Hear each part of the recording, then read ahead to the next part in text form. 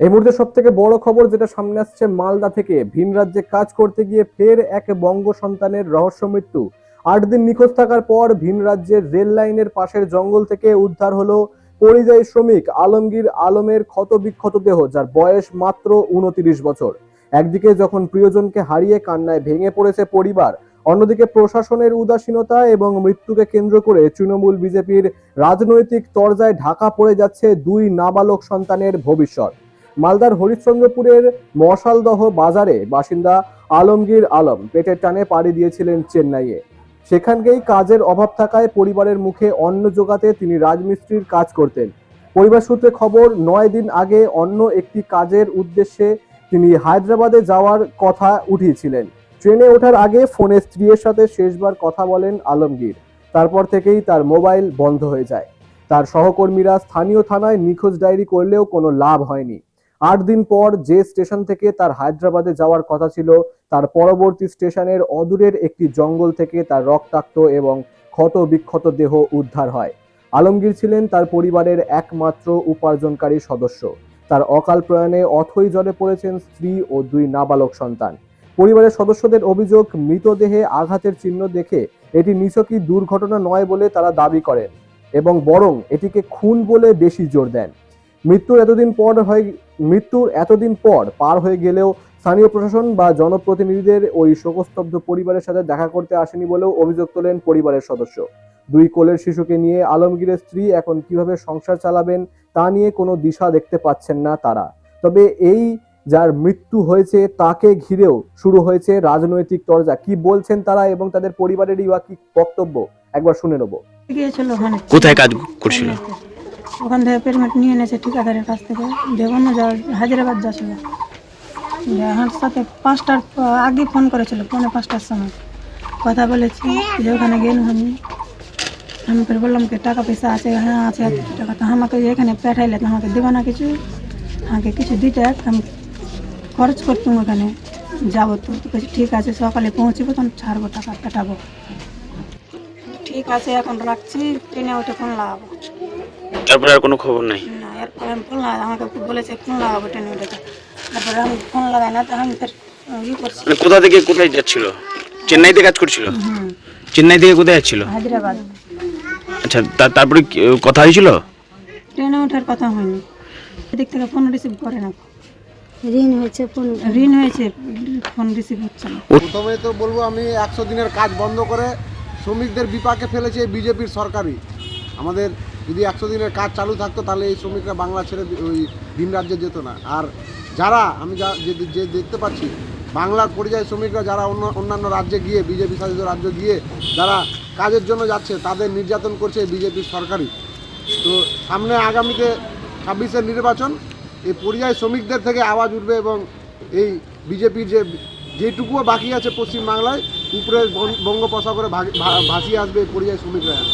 দেখুন, 34 বছর সিপিএম ক্ষমতায় ছিল, সেই সময়ে কোনো কাজ ছিল না। সিপিএম এই রাজ্যটাকে পুরো খোকলা করে দিয়েছে, বেকারত্ব বাড়িয়ে দিয়েছিল। তারপরে আসলো চোরদের সরকারকে সরিয়ে আসলো ডাকাত রানীর সরকার। ডাকাত রানীর সরকার আসার পরে কী হলো, 15 বছর ধরে কী করছে, লুট চলছে, সন্ত্রাস চলছে, বেকারত্ব আরও বেড়ে গেছে। তখন রাজ্যের মধ্যে কোনো কাজ নেই, তো কী করবে বেকার যুবক যুবতীরা? কী করবে? ভিন রাজ্যে কাজ করতে যাচ্ছে। বিজেপি শাসিত রাজ্যগুলোতে বিশেষ করে কাজগুলো পাচ্ছে বলে বাইরে যাচ্ছে। বাইরে গিয়ে যদি এই রাজ্যে যদি কাজ না থাকে, তো বাইরে স্বাভাবিকভাবে যাবে। এখন খুন হয়েছে কি খুন হয়নি, তো সেটা ওখানকার পুলিশ তদন্ত করে দেখবে। এখানকার যারা অভিভাবক আছেন পরিযায়ী শ্রমিকের, সেখানটায় গিয়ে কেস করতে হবে, মোকদ্দমা করতে হবে, তারপর দুধ জলকা জল হবে। কিন্তু এই রাজ্যে যতদিন তৃণমূল কংগ্রেস ক্ষমতায় থাকবে, ততদিন বেকারত্বের পরিমাণ বেড়ে যাবে। মালদার হরিশ্চন্দ্রপুরের বাসিন্দা আলমগীর আলম পেটের টানে পাড়ি দিয়েছিলেন চেন্নাইয়ে। এলাকাতে কাজের অভাব থাকায় পরিবারের মুখে অন্ন জোগাতে তিনি রাজমিস্ত্রির কাজ করতেন বলেও জানা গিয়েছে। পরিবার সূত্রে খবর, 9 দিন আগে অন্য একটি কাজের উদ্দেশ্যে তার হায়দ্রাবাদ যাওয়ার কথা ছিল। ট্রেনে ওঠার আগে ফোনে স্ত্রীর সাথে শেষবারের মতন কথাও বলে আলমগীর। তারপর থেকেই তার মোবাইল বন্ধ হয়ে যায়। তার সহকর্মীরা স্থানীয় থানায় নিখোঁজ ডায়েরি করলেও কোনো লাভ হয়নি বলে জানান তারা। 8 দিন পর যে স্টেশন থেকে তার হায়দ্রাবাদ যাওয়ার কথা ছিল, তার পরবর্তী স্টেশনের অদূরেই একটি জঙ্গল থেকে তার রক্তাক্ত ক্ষতবিক্ষত দেহ উদ্ধার হয়। আলমগীর ছিলেন পরিবারের একমাত্র সদস্য। তার পরিবার দাবি করেছেন মৃতদেহে আঘাতের চিহ্ন রয়েছে, তাই এটি নিছকই কোনো দুর্ঘটনা নয় বরং খুন। এছাড়াও 2 কোলের শিশুকে নিয়ে আলমগীরের স্ত্রী এখন কিভাবে সংসার চালাবে তাই নিয়েও সমস্যা দেখা দিয়েছে। তবে মৃত্যুর ঘটনা জানাজানি হতে এলাকায় যে রাজনৈতিক চাপানোতর শুরু হয়েছে, সেক্ষেত্রে বিজেপির দাবি রাজ্যে কর্মসংস্থান নেই বলেই আলমগীরের মতন যুবকদের বাইরে যেতে হচ্ছে। তৃণমূল সরকারের ভ্রান্ত নীতির কারণেই পরিযায়ী শ্রমিকদের অকাল মৃত্যু হয়েছে বলে তোপ দাগেন স্থানীয় বিজেপি নেতৃত্ব। এই পরিপ্রেক্ষিতে তৃণমূলের পাল্টা জবাব। তৃণমূল কংগ্রেসের দাবি ভিন রাজ্যের শ্রমিকদের নিরাপত্তা দেওয়ার দায়িত্ব সেখানকার এবং কেন্দ্রীয় সরকারের। বিজেপি কেবল মৃত্যু নিয়ে রাজনীতি করছে, কাজের কাজ কিছুই করছে না। তবে রাজনৈতিক দলগুলির মন্তব্য একদিকে এবং মশালদহ বাজারের সেই ভাঙা ঘরের কোণে যারা আর কি ভুক্তভোগী তাদের সমস্যা আর একদিকে। স্বামী হারানোর শোকের কাছে বড় হয়ে দাঁড়িয়েছে আগামীকাল তাদের কি হবে। আলমগীরের পরিবার এখন চাইছে মৃতদেহের ময়নাতদন্তের নিরপেক্ষ রিপোর্ট এবং মৃত শ্রমিকের যে অসহায় স্ত্রী সন্তানদের তাদের জন্য কোনো স্থায়ী সাহায্য। তৃণমূল এবং বিজেপি একে অপরের মত পোষণ করেছে, তবে বর্তমানে সেই শোকার্ত পরিবারের পাশে বা তাদের সাহায্য প্রদানের জন্য কোনো রাজনৈতিক দলের তরফ থেকেই কোনো সাহায্য প্রদান বা এমন কোনো তথ্য কিন্তু বর্তমানে সামনে আসেনি। তবে মালদার থেকে মালদা জেলার যে আলমগীর আলম, তার বয়স মাত্র 29 বছর, চেন্নাইতে কর্মসূত্রে গিয়েছিলেন এবং সেইখান থেকেই হায়দ্রাবাদ যাওয়ার উদ্দেশ্যে একটি ট্রেনে ওঠার পর তার পরিবারের সাথে আর কোনো কথা হয়নি। তবে তারপর থেকেই প্রায় টানা 8 থেকে 9 দিন কোনো যোগাযোগ সম্পন্ন না হওয়ায় সেখানকার স্থানীয় থানায় অভিযোগ করা হয়, তবে কোনো সুরাহা মেলা হয়নি।